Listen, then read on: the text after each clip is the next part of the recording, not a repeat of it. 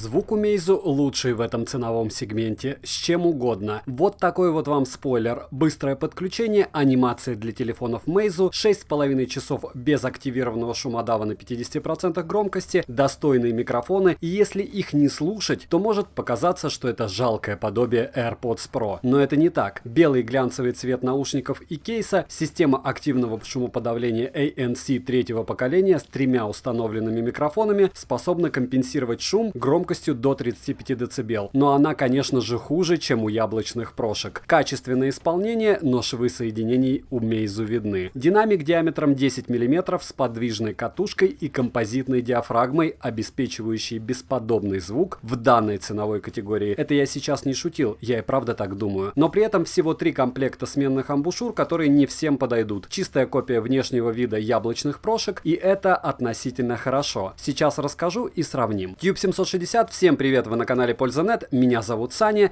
Ежемесячно разыгрываю 5 Mi Band'ов 5 серии за лайк, подписку и комментарий к любому видео. Конкурсов под конец месяца всегда много, все условия всегда в описании. Как раз сегодня, 30 числа, я разыграю несколько пар наушников, браслеты и умные часы. Может быть, еще что-то забыл, посмотрите описание. А сегодня я расскажу вам о новых беспроводных наушниках Meizu Pop Pro через призму AirPods Pro. Завтра, кстати, расскажу о телефоне Mi 11, а на стриме завтра сравню 3 основных бюджетника. Свежих, 2 из них от Xiaomi. Начнем с комплектации обоих девайсов. Ну, как вы видите, коробки примерно одинаковые, у Meizu коробка слегка попроще. Внутри боксов кейс, наушники, 3 пары сменных амбушюр, зарядный короткий кабель Type-C, у Meizu, куда же без него, краткая инструкция по эксплуатации. Инструкция у Meizu на китайском, само собой, и плюс еще английский. У Яблока, конечно, все на русском, у них же глобалочка. И, разумеется, кабель у AirPods Pro Lightning, хотя, учитывая функцию беспроводной зарядки бокса, он мне не особо и нужен. Русского в инструкции у Meizu мы пока не увидим, но не очень-то и хотелось. Хотя глобалку я все равно жду.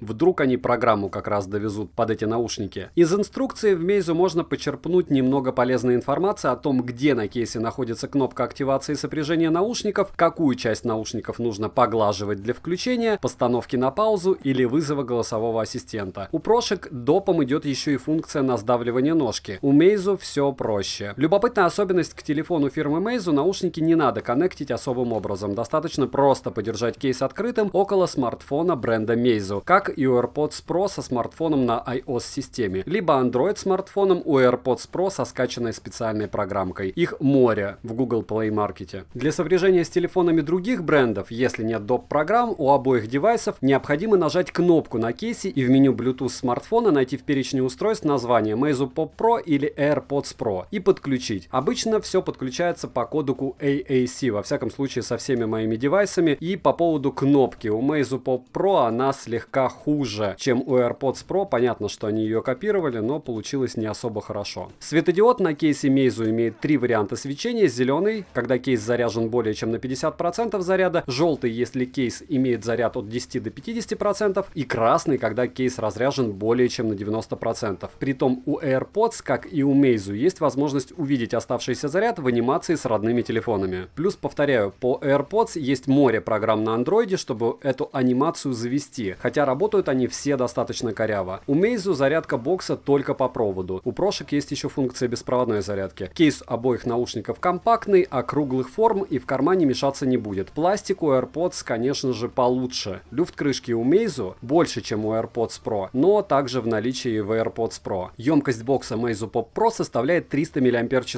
У наушников по 45 мАч у каждого. Мне на 3 перезарядки наушников не хватило. Бокса Meizu получилось 2 перезарядки полные и 3 на 80%. В сумме с боксом у меня получилось около 19 часов без активированного активного шумодава. У AirPods Pro есть функция быстрой зарядки. 5 минут в боксе наушников дают вам час прослушивания музыки на 50% громкости. Почти час, там минут 50 получается. Притом у Яблока автономность у наушников с активированным шумодавом около 5 часов 20 минут. У Meizu в тех же условиях, к сожалению, только 4 часа. Размеры и вес вы сейчас видите на экране как наушников, так и боксов. У AirPods Pro есть защита от влаги IPX4, у Meizu заявленная защита IPX5. При том, что в рекламе это есть, а вот в характеристиках у Meizu в документации этого нет, и это довольно странно. Про наушники Meizu. Сами наушники вполне компактные, повторяют облик широко известных ушей фирмы с фруктовым названием AirPods Pro. Аккумуляторы на них скромные, на 45 мАч, но они обеспечивают порядка 6,5 6,5 часов воспроизведения с выключенным активным шумодавом. Понятно, на 50% громкости. С ним, как я и говорил, они работают около 4 часов. Версия Bluetooth стандартная на сегодняшний день, 5.0. Хотя многие, включая бренд Feel, ставят Bluetooth версию уже 5.2. Дальность связи поддерживается стандартно, около 10 метров. По факту они через одну бетонную стену сигнал ловят. Автопауза в наличии. По одному наушники работают. Подключение к источнику звука раздельное. Можно использовать как гарнитуру, по очереди заряжая наушники в кейсе. Управление сенсорное, сенсоры в ножке. Ложных срабатываний у меня не было. На одиночное касание они, конечно же, не завезли никакой функции, как раз чтобы не было ложных нажатий. На двойной этап по сенсорной области завязан ответ на звонок или постановка его на удержание. При длительном нажатии на сенсорную область включается либо выключается система активного шумоподавления. Включается с одиночным сигналом, выключается с двойным. Программы у Meizu, как и обновление прошивки и изменение этапов, как в AirPods Pro, пока нет. Будем надеяться, что ее завезут. В прошлых же ушах было, но не факт. Прошки в плане функциональности, конечно, на голову выше, и шумодав в них намного лучше. При активации системы шумоподавления в Meizu звук становится глубоким, массивным, внешние звуки отдаляются. При активации ANC звук в Meizu становится еще более насыщенным. У AirPods Pro он становится значительно хуже при активации активного шумоподавления. И внешние шумы в Meizu становятся гораздо более тихими, но AirPods Pro давит внешние шумы лучше. Диаметр драйвера Meizu приличный, 10 мм, и они позволяют выдать детальный и насыщенный звук без перекосов до практически максимальной громкости. На максимальной громкости наушники, конечно же, не хрипят, низкие частоты на средние не заползают, средние не заползают на высокие, а высоких столько, что вам может показаться, что вы прям слушаете наушники вкладыши, а это затычки. Уши с неплохим запасом громкости, на 90% от максималки слушать мне уже некомфортно. Наушники выдают пиковую мощность в 6 мВт, а это довольно серьезные цифры для таких малышей. Диаметр динамика, повторяюсь, 10 мм, и он позволяет ему не хрипеть, выдавая очередную порцию басов виолончелей апокалиптика. При прослушивании же инструментальной классики все инструменты различимы. Как наушники для воспроизведения музыки, могу порекомендовать их на 100%. Кодеки Meizu поддерживают только AAC и SBC. Повторяюсь, Bluetooth 5 версии у Meizu задержка в играх не особо заметна, но она выше, чем у AirPods Pro, порядка 180 миллисекунд. Микрофризы они у меня не ловили. Пример задержки вы сейчас можете увидеть у Meizu Pop Pro.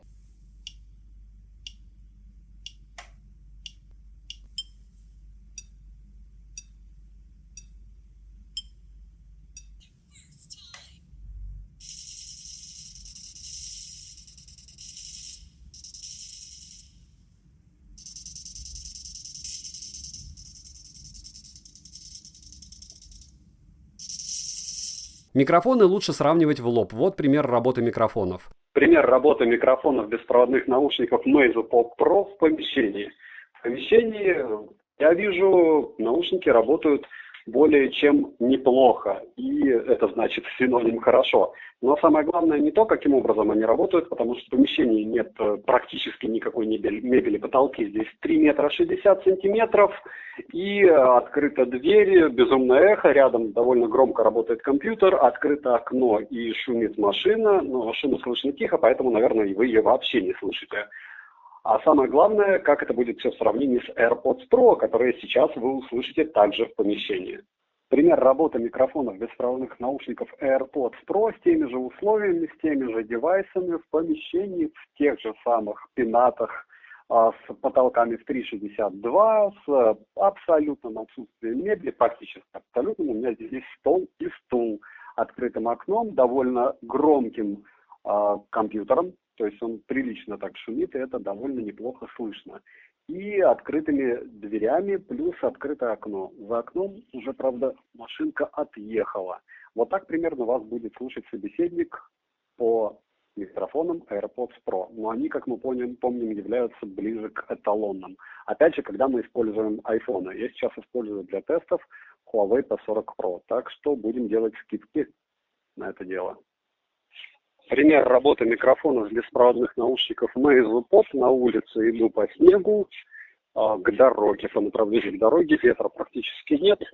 Сейчас вот поднялся ветер. Сейчас встану и буду ждать кого-нибудь, кто будет проезжать мимо, для того, чтобы оценить, насколько эти микрофоны хорошо или плохо работают. В целом, по картинке и по ощущениям, микрофоны работают не лучшим образом, но и не худшим. Вроде бы даже на улице они отрабатывают по мне в каких-то моментах даже лучше, чем в помещении. Сейчас мимо меня будет проезжать Hyundai Starex, и довольно громко она едет, на скорости, наверное, километров 70. А следующая машинка будет Шкода. Но Шкода едет медленно, наверное, километров 30-20, заворачивая рядом со мной. В принципе, вы уже услышали, как микрофоны работают, оценить можете. Пример работы микрофонов беспроводных наушников AirPods Pro в связке с Huawei P40 Pro на улице рядом с дорогой. Правда, на дороге пока машин нет. Сейчас я постою, как раз поговорю, пока легкий ветер меня обдувает, и я топчусь на месте, а на месте у меня, конечно же, под ногами снег, так как сейчас зима. Так вот, сейчас мимо меня проезжает Chevrolet на довольно высокой скорости прямо вплотную. Вот так примерно будет давить шум рядом с дорогой и небольшим потоком микрофоны беспроводных наушников AirPods Pro. Как мы знаем, AirPods Pro великолепно работают в связке с айфонами. С остальными девайсами они работают слегка хуже, поэтому с остальными девайсами мы и тестируем. Про AirPods Pro можно рассказывать еще минут 10. Кому интересно подробно и с примерами, посмотрите мой обзор по ссылке в правом верхнем углу экрана. Там все по максимуму. Цена по ссылке в описании к видео на Meizu Pop Pro почти в 3 раза выше, чем на AirPods Pro. При том, что по мне они звучат однозначно интереснее. Кстати, скоро распродажа на Алиэкспрессе, и все, кто использует промокоды или ищет выгодные товары, подписывайтесь на мой телеграм-канал со скидками. По ссылке в прикрепленном комментарии. Там будут мои именные промики на сейл. Резюмирую, у Meizu нет беспроводной зарядки, нет быстрой зарядки наушников, нет программы, не самые лучшие микрофоны, довольно попсовый дизайн, подозрительно маленькие звуководы, но топовый звук. К минусам можно отнести, что уши предупреждали меня за унывным сигналом об окончании батареи около 55 минут, примерно раз в 5 минут, и это уже какая-то бредятина. И все же первым сдалось почему-то правое ухо с отрывом в 10 минут. А с 70% заряда до нуля с выключенным шумодавом ухи достойно играли музыку на 70% громкости в течение 4 часов 14 минут. 15 минут зарядки от кейса зарядили уши на 20%, что совсем нехорошо. Но повторяюсь, у Meizu отличное звучание. Со всеми моими девайсами, которых у меня уже больше 10. Хотя даже к их сборке у меня есть вопросы, но слишком большие некоторые щели соединений в самих наушниках. У AirPods Pro конский ценник и хуже звук, тем более с андроидом. Мое мнение, я редко такое говорю, Meizu лучшие ТВС по звуку на данный момент за свой бюджет. И да, они лучше Anker P2, хотя и дороже. Сегодня стрим с розыгрышами, ставим лайк за труды, подписываемся на канал с колоколом, девайс сюда или нет, польза нет даст ответ. Добра и удачи вам, дорогие друзья!